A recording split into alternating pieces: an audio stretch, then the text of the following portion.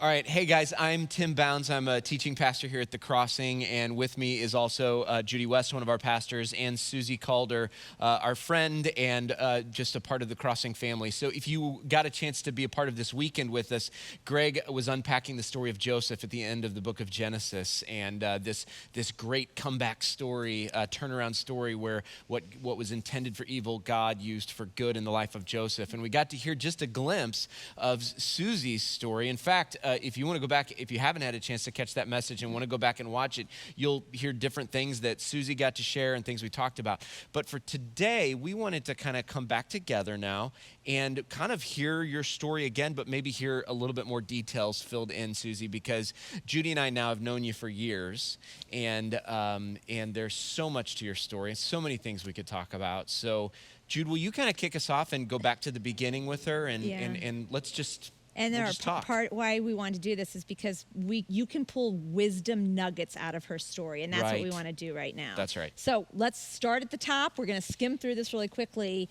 and then you camp out too, where you feel like you have a voice that the Lord's using you to speak to. Is that okay? Yeah, sure. Okay, so grew up in Kansas City, grew up in a family that loved going to church and took you to church. Mm-hmm. But check the checkbox thing. Catch them up on the whole, when you were a kid, what you thought of church. Yeah, I mean, I think for me, it was just, again, I had to wake up early on a weekend and put on these pantyhose and put on an itchy dress and sit in this hard pew and listen to this guy talk about things that really, I mean, it didn't make any sense to me. So for us, for me, it was about checking off a box. So we went to church, check. We said a prayer before dinner, check. And that's kind of what going to church was for me. But still, I love the fact that your parents knew it was important enough to take you. Mm-hmm. So seeds were planted somewhere along the way. Mm-hmm. Seeds were planted.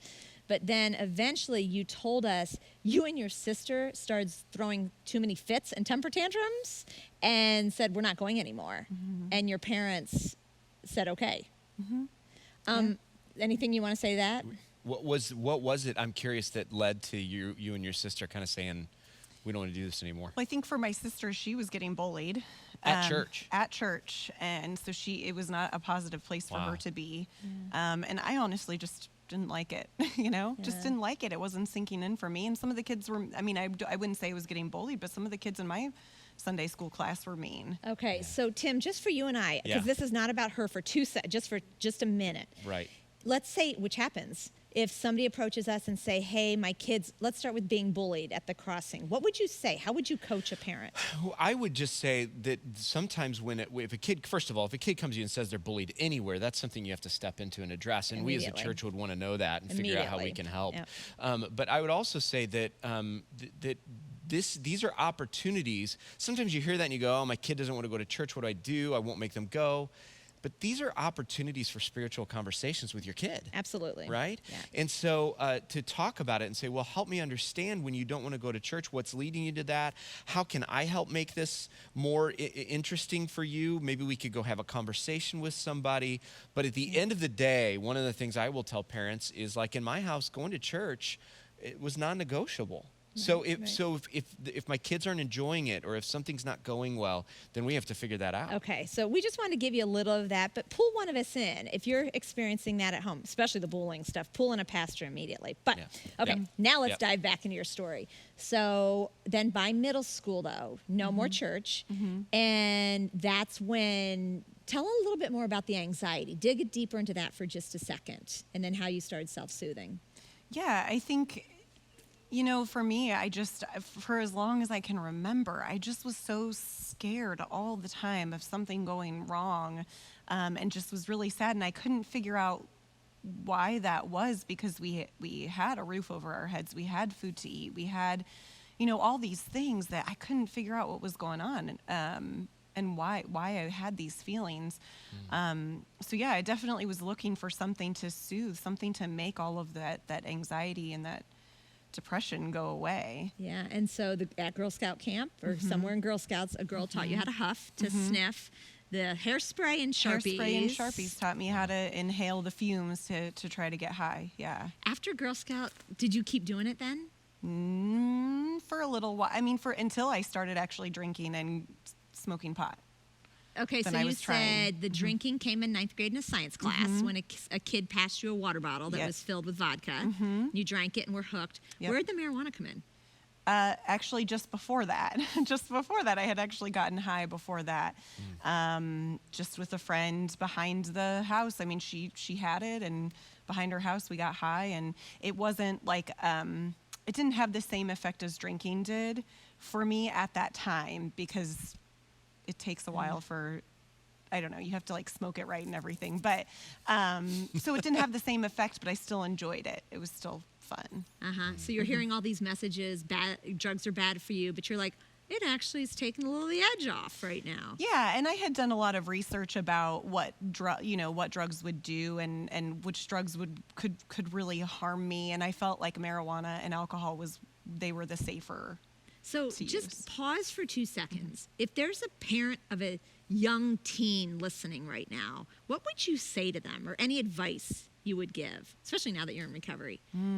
I think if you notice that there's something going on with your kid, just try to figure out what's going on, and if they're getting high, or if they're starting to drink, rather than being angry with them or threatening to kick them out of the house, or just trying to find out what the thing behind the thing is, because there's something going on. There was a reason I was getting high. There was a reason I was drinking.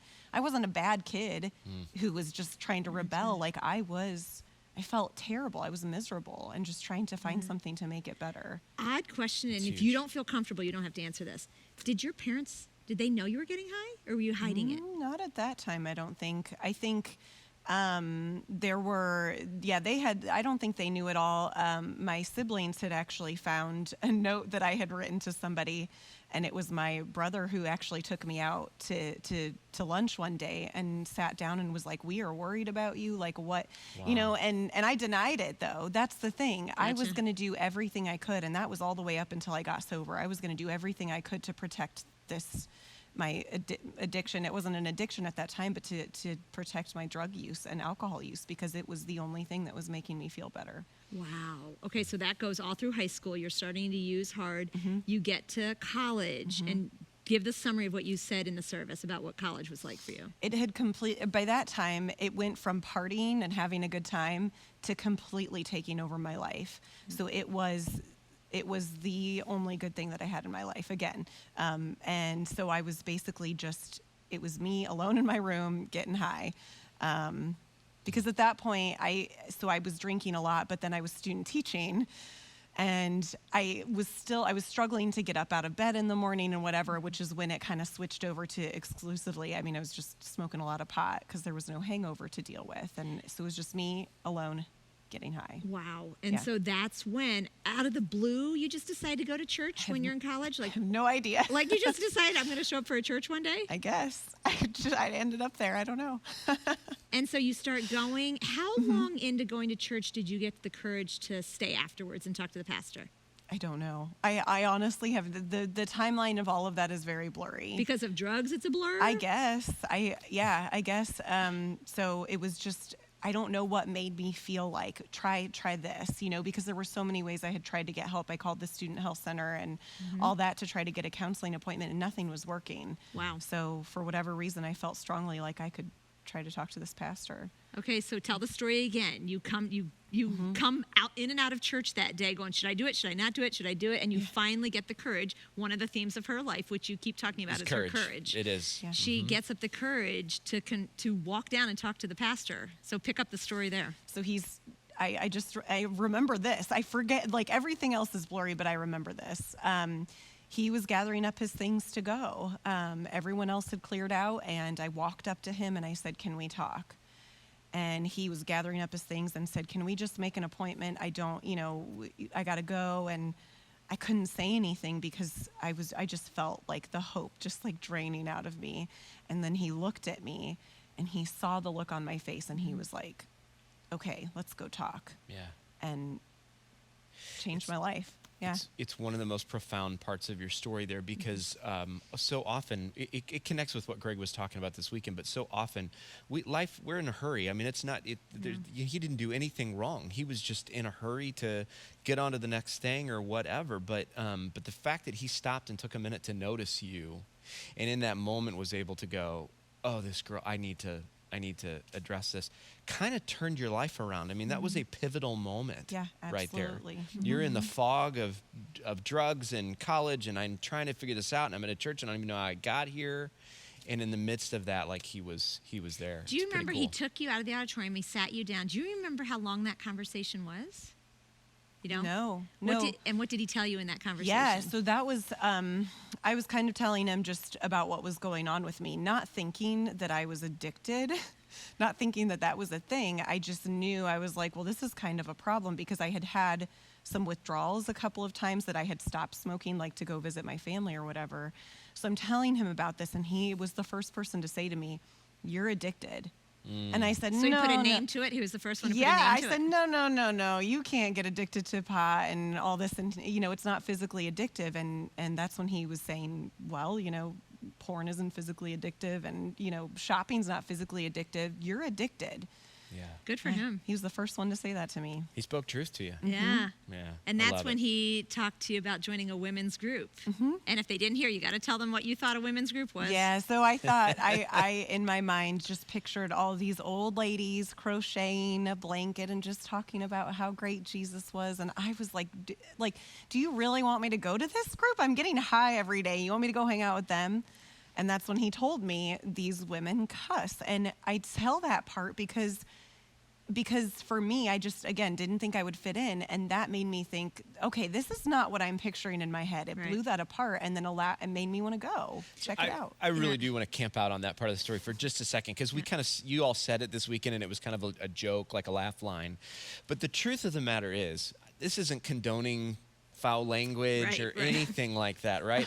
But the reality is, this pastor knew that you needed somebody who was going to meet you where you were. Yes. And raw and real. And be raw and real. And that's right. And like, the truth is that sometimes when people are trying to figure out who Jesus is, and people are struggling with being in the midst of addiction or some other kind of turmoil in their life or something like that, the fact that he said these women cuss was pretty disarming. And honestly, that's a great word to put, disarming. Right? And if they helped you find Jesus, if they helped love you and meet you where you were and whatever, I think that's pretty cool. Well, and Tim, I don't know if you know this, but last night when she told the story and got off the stage, the first person that approached you said that's the part of the story she related to the most. Yeah. She's like, yeah, I'd like a group like that too. I'm like, yeah. I know. I get it. It's just that realness. Yes. Don't polish Just it be up. real. That's don't right. polish up life. I need a safe place to go to be me, And where I that's- don't have to polish myself up. And that's exactly what those women did for me. They knew that I was getting high. I think I even told you when we were kind of going over this stuff earlier this week, the first time I sat down with the leader of that Bible study, we got coffee and she goes, "You're high, aren't you?" And I was so freaked out. I didn't know. I was so ashamed and didn't know what people would think. And I was like, maybe, or something like that. And she was like, that's okay. And then we just kept talking. And that's the thing. It was like, they knew that I was getting high and they loved me anyway. And that was a huge deal to me. It meant so much. That's Jesus in skin I right love there. it. Jesus in skin. And so you go to that Bible study, and then I don't even know how you ended up in a counselor's office, but you did in Columbia. In session 1, she knew you needed treatment. Yeah. And the reason why you ended up here is lots of times when people are needing treatment, the goal is to get them out of their environment, get them away from their social network, get them away from the dealers. And so that's why you didn't go back to Kansas City. You didn't stay in Columbia. You came here for treatment. Yeah. So treatment in St. Louis, you started 12 Steps here, right? Yeah. Yeah. The treatment in program I was in. And then a young man in treatment invited you to the crossing. So pick up the story there. Yeah, so he invited me here, and I didn't want to go because I thought that I had everything that I needed in this 12-step program. So I didn't know why why I would need church, because we talk about a God, a higher power in a 12-step program. But I think coming here, I learned about who Jesus is and that he is the higher power that we are learning about. And just hearing about his grace and his love and mercy for me, I mean, it hooked me. Yeah. Yeah. And so you started taking all these steps. Your story is really interesting because you did Quarter Life, you did Team Living Water, you kept coming to services, but you ended up giving your life to Jesus and You baptized I did. her. Yeah. Do you remember that day? Well, I do, but honestly, it was one of those things where, just real quickly, in our baptism celebrations, one of the blessings of being a pastor at the Crossing is getting a chance to participate in that. One of the difficulties of it is we'll have a long line of people who are getting baptized, and I don't know everyone personally that I'm baptizing. Right. But one of my favorite things as a pastor, and one of my favorite things is when somebody comes up to one of us in the lobby and says, "You baptized me." And then it's like, "Tell me your story." Like, that's awesome. And that happened one time for you and me. You came up to me on a weekend and said, "You probably don't remember me, but you baptized me." And that is really when Suzie and I started to get to know each other. Gotcha. So, yeah. Oh, that's very cool. And then you did Body Life and Explorations. Would you please tell them your exploration story? Because you were new now. You accepted Jesus. my facilitator. Then you started putting the head knowledge together with it all. Yes. So you had the heart conversion and stuff, but Yes. tell them about your explorations. Yeah, so when I was in explorations, my facilitator was just kind of trying to get to know me, and I honestly had a lot of shame about my story and didn't really know, wasn't very confident, and didn't have a lot of self-worth really. So she's asking me, "So what do you do?" And I'm like, "Oh yeah, I work at this daycare center or whatever." And then she's like, "Oh great, what else do you do?" And I said, "Oh, I don't know, I like run." And then she goes, "Oh great, well what else?" Like, just kept asking me questions, trying to get to know me. And then I just blurted it out, and I was like, "I am an alcoholic and I'm in recovery and I love it. This is all I do." Because that really was Right. that was what my life was revolved around. And so I just kind of spewed it on her, and I felt so embarrassed. But as time went on and I told my story, because the way she met me with that, she was like, "Oh, okay." She was fine with it. And I just feel like as I kept meeting people here at the church and telling my story, I think I just gained more and more confidence, more and more. I was less ashamed because people just kept meeting me with love. And that's one of the powerful parts. When you're in secrecy, evil makes you feel shameful. And the more your story comes out in the light, that's when God takes away the shame. And that's what you did. You would take a baby step with each one of us. You would test us. You would give us each a little bit more. And when we didn't shame you and just loved you, you'd go, "Oh, I'll do another step. I'll do another step." And that's one of the most powerful things about grace. Yeah. Go ahead. But it takes courage, right? To go back to that theme for me, like my hope would be that anybody who's listening to Suzie's story, who is still hiding in the shadows, who still has that shame or that secrecy of, I don't want people to know my story. I'm afraid of I'll be judged, I'll be whatever.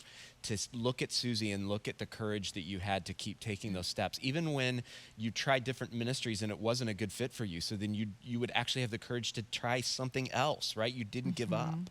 And so I just want to encourage people with that. Yeah, and people think, this is really silly and push back on me.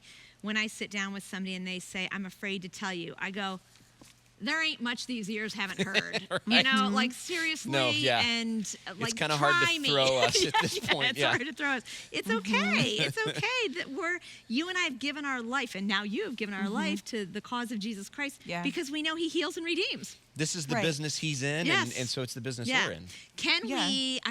We're going to wrap in a little bit, but I want to go to the 11 years now. You've been here 11 years. Without drugs. You said in the service it's 11 years without drugs, but 5 years without alcohol. Nearly 5 years. Nearly 5 years without alcohol. Would you tell a little bit about that story? Because you and I had some conversations with her about this. Was it fun for you? Maybe. Yes. So after I had been baptized and had given my life to Jesus, I started to feel...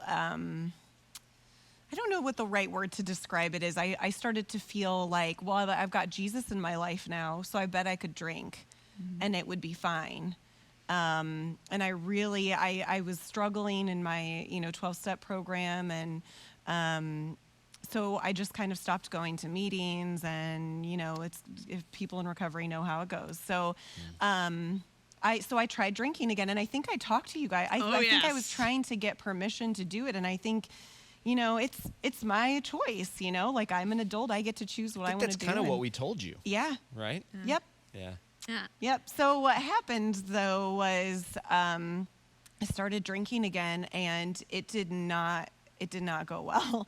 And not because and nothing super crazy happened, but what started to happen to me was that voice started taking over, the disease started taking over again. And I just remember, and that's what scared me. I felt like I wasn't relying on Jesus anymore. I was going back to relying on a substance to make me okay. So on the throne of your life, Jesus had been on the throne. You took him down and you put a substance back up there again. And I knew it wasn't right. And I feel like I heard, it was like Jesus was like, I'm here, but it's me or booze, which one, and at that point he had been my best friend already, and so I was missing having that relationship with him. But not only that, I remember talking to you guys and you guys saying, all right, like this has gone far enough, because the drinking was increasing. And so I was kind of trying to be honest, because I knew it could, I don't know, it could potentially be a problem. And then that's when you guys put up a boundary and you said, okay, that's it. You need to stop.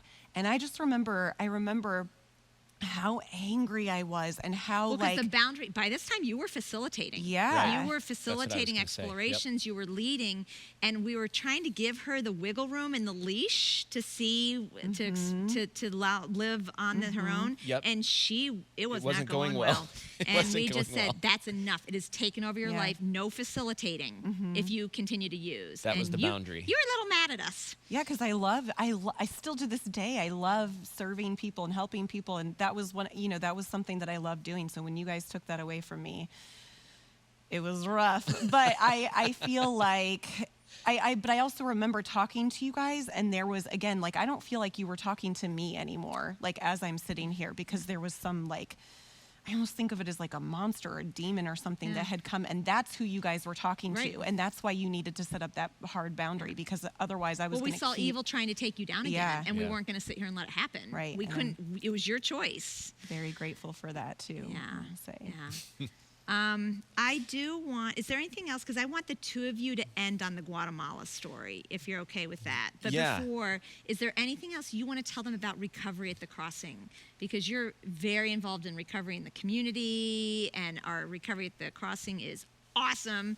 Anything you want to say to people? I think what I just want to make sure to share is that if there's somebody watching this who is struggling, or they can relate to parts of my story, or they think, oh, I'm struggling with addiction, but I can't, And I would say getting sober is hard. It's one of the hardest things I've ever done in my life. And there were some other things that came out of that, it was hard, but it was worth it. It was so worth it to get sober and get involved in recovery and into 12-step program. My life would not be where it is today if I had not done that. So my advice would be, if you feel like you're struggling, like you guys were saying, you've heard it all. Come and talk to somebody on staff, and we do have an amazing... Or me. I would love...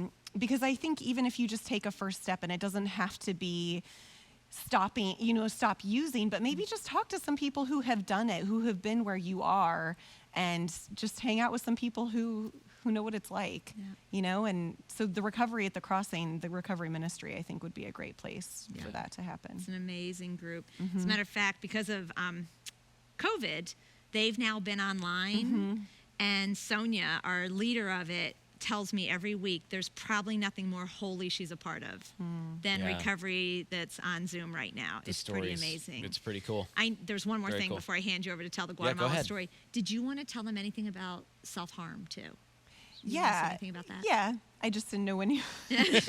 we didn't get there. Yeah. We did go around it a little bit. I would say, and that's part of the whole getting sober was hard, because once I took the drugs and the alcohol away, all those feelings that I was trying to cover up were still there. So a lot of time, and this is a common thing that happens, is that oftentimes when you take those things away, that like sick part of your brain, the disease will turn to something else. So I did develop an eating disorder, and I also, then when I stopped trying to do that, then I started self-harming. And so again, like those were the parts that it was hard, but it also allowed me to get the help that I needed, because the thing is that I was in this 12-step program, but I wasn't getting relief. I needed to seek out a Therapist, yep. who specialized in addiction to help me to get to the place where I could really benefit from the 12 steps. And so that's another thing. I think you even said it. Don't give up. Like if you've tried something and it didn't work, try something else. And that's another big thing I want to say is if you're sitting in a 12-step meeting and you feel like it's not working, then try to find a therapist or a counselor that can help you sift through those issues so that you can benefit. But she's the perfect story. You didn't give up on 12 step, you added to it. So your little support army around you is amazing. Amazing. It's you ridiculous. got some strong Jesus followers who are support around you. And that's the beauty of sharing your story and coming out and getting into the light. That's when the body of Christ surrounds you. The body of Christ isn't going to surround you in the dark because we don't know you're in the dark. So would you mind sharing the to close us out, the Guatemala story? Yeah. So somewhere along your story, you ended up probably through running with Team Living Water, hearing that we do these drill trips to Guatemala, and so you signed up to go. I ended up on the same trip. I wasn't leading it, but I ended up on the same trip because of some friends that wanted to invite me to go with them, and so we all end up on this trip together. And it's now for you and me, Suzie, it's like this legendary team, right? I mean, Carl Hansen and Rob Bergman and the Dishnos and Dave Simons. Oh, yeah. I don't want to hurt anybody's feelings if I leave their name off, but it's a great team. And so we end up going to Guatemala. Do you remember the first time we met? We all met in Dave's basement to get to know each other before we went on the trip. Nick Tilley was our team leader.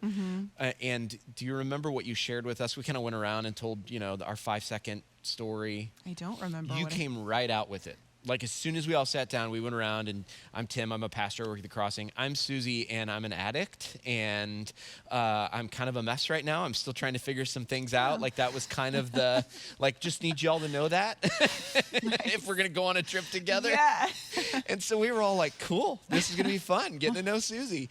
And but reason I tell that is because then a couple months go by, we end up on this trip, and there was one night on the trip where we had finished drilling the well. We got to see the kids play in the water, and we just had this beautiful day with the community. And we're back at the compound, like the headquarters for Living Water in Antigua, Guatemala. And we just had a night. Like they ordered pizza actually for us, and we had hours to just kind of hang out and veg. And you took over at that point, didn't you? Yeah. Do you remember what you said to us?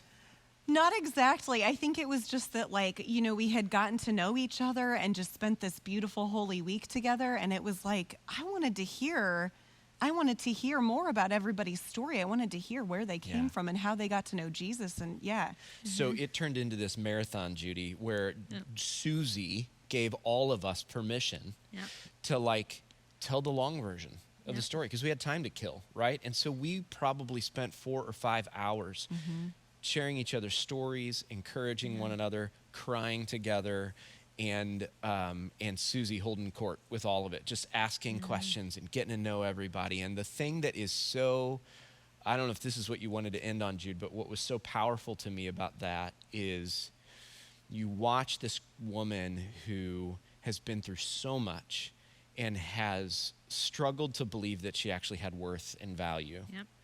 And she starts to hear the message of Jesus, and she starts to allow Jesus to speak into her and tell her who she is. And you get to see now this beautifully gifted, empowered woman now leading this conversation. And that's what happens when we allow Jesus to take a hold of our story, right? You not only get free from alcohol and drugs and that kind of thing, but you start to blossom into the person that God intended you to be from the very beginning. And so when we talk about what evil intended for evil, God used for good, I don't want to minimize the good, right?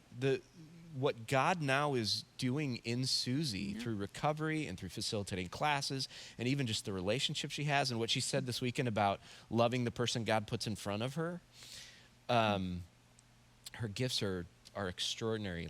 And so the cool thing about being Suzie's friend, as you know, has been being able to watch that and celebrate that over the years. So Pretty cool. Well, we love you. Thank you for sharing your story. Yeah. Thanks, guys.